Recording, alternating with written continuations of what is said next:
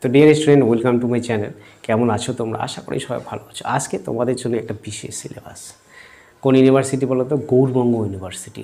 এই গৌড়বঙ্গ ইউনিভার্সিটির আন্ডারে যে সমস্ত কলেজ রয়েছে, সেই সমস্ত কলেজে যারা বিএস সেকেন্ড সেমিস্টারে উঠলে, আর বিএস সেকেন্ড সেমিস্টারে মাইনর 2-তে বা এমএসসি 2-তে ফিলসফি যাদের রয়েছে, তাদের জন্যই আজকের এই ভিডিওটি।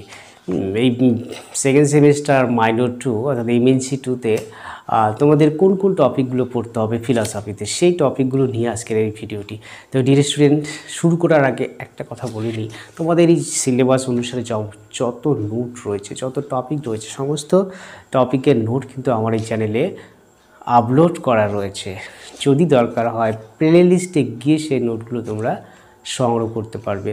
আর যদি কোনো নোটের দরকার হয় অবশ্যই কমেন্ট বক্সে বলবে, সেই নোটগুলি আমি উপস্থাপন করার চেষ্টা করব।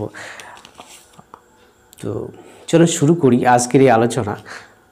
তোমাদের এমএসসি 2 অর্থাৎ মাইনর 2-তে সেকেন্ড সেমিস্টারে ফিলসফিতে যে যে টপিকগুলো তোমাদের পড়তে হবে, হ্যাঁ, তোমাদের এখানে রয়েছে ইন্ডিয়ান ফিলসফি অর্থাৎ ভারতীয় দর্শন।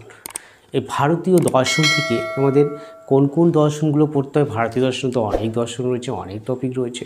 তার মধ্যে তোমাদের 4টা দর্শন খুব ভালো করে পড়তে হবে। 4টা দর্শন কি কি? ন্যায় দর্শন, বৈশেষিক দর্শন, সাংখ্য দর্শন এবং যোগ দর্শন। এই 4টা দর্শন ভারতীয় দর্শন থেকে খুব ভালো করে পড়তে হবে।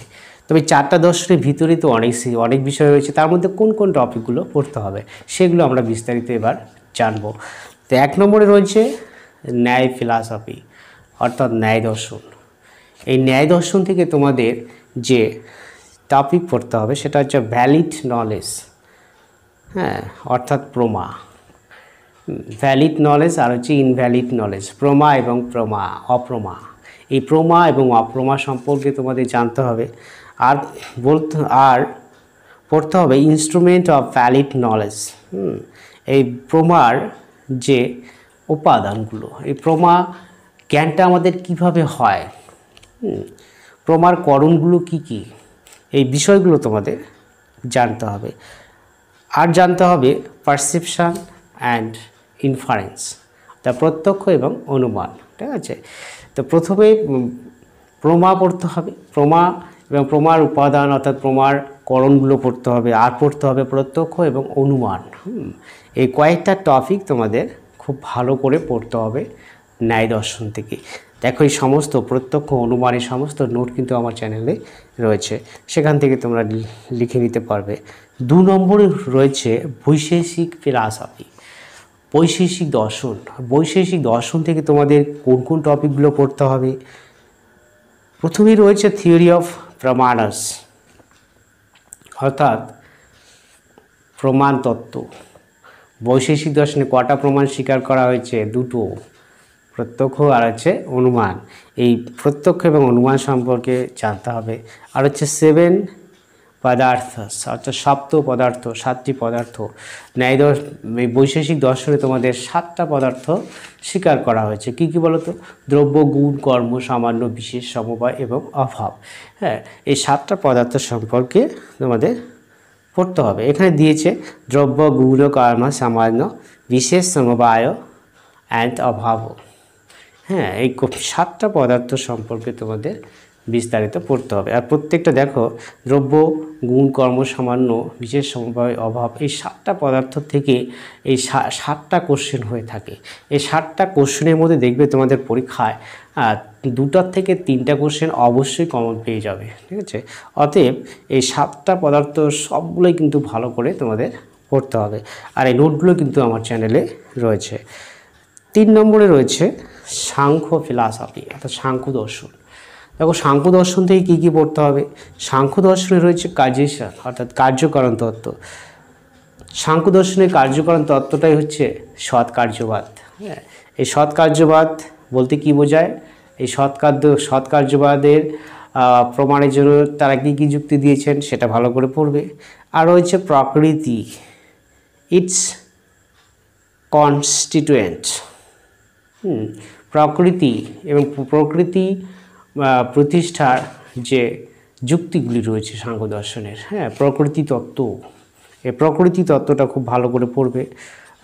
আর্গুমেন্ট ফর ইটস এক্সিস্টেন্স, অর্থাৎ প্রকৃতির অস্তিত্ব প্রমাণের সাংখ্যদের যে যুক্তিগুলো রয়েছে, এটা খুব ভেরি ভেরি ভেরি ইম্পর্টেন্ট একটা কোশ্চেন।